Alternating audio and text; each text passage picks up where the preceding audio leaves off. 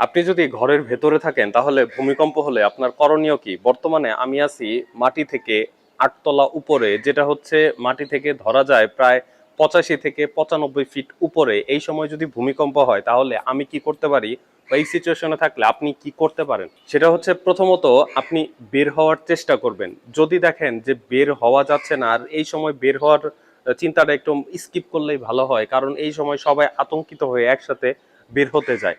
দেখা যায় ভূমিকম্প যতটা না বেশি মারাত্মক, তার থেকে বেশি মারাত্মক হয়ে দাঁড়ায় এই দ্রুত বের হওয়ার সময়। তো এই জন্য অনেক মানুষ আহত হয়। তো আপনি যদি দেখেন যে আপনার বিল্ডিং এর লোকজনের সংখ্যা কম, আপনি যদি পারেন দ্রুত বের হয়ে যাবেন, এটা হচ্ছে ১ নম্বরে। দ্বিতীয় হচ্ছে আপনি যদি বের হতে না পারেন সেক্ষেত্রে আপনি চেষ্টা করবেন ভারী কোনো কিছুর নিচে থাকতে। ভারী বলতে হচ্ছে যে যেমন টেবিল, এরপরে খাট। তো এগুলোর উপরে দেখা যায় যদি কনক্রিট ভেঙে পড়ে বা কোনো কিছু যদি ভেঙে পড়ে, সহজে কিছু হয় না। তবে চেষ্টা করবেন কাঠের শক্ত কোনো কিছুর নিচে আশ্রয় নিতে, এবং যেখানে আপনি নড়াচড়া করতে পারবেন ইজিলি। আরেকটা হচ্ছে আপনি কোনো সময় দরজার কাছে দাঁড়াবেন না, কারণ যখন ভূমিকম্প হয় তখন দরজায় হেলে দুলে।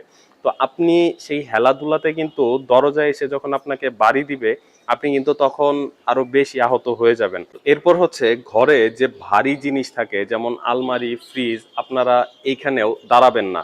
তো এখানে দাঁড়ালে কোনো না কোনো সময় এটা আপনার উপরে এসে পড়ে যেতে পারে, সেখান থেকেও কিন্তু আপনার আহত হওয়ার চান্সেসটা অনেক বেশি হয়ে যায়। তো আপনি যদি এই কাজগুলো করেন, আশা করি আপনি অনেকটাই সেফ থাকতে পারবেন। তবে যখন এই রকম ভূমিকম্প হয় অবশ্যই মাথা ঠান্ডা রাখবেন, পরিবারের সবাইকে একসাথে রাখার চেষ্টা করবেন।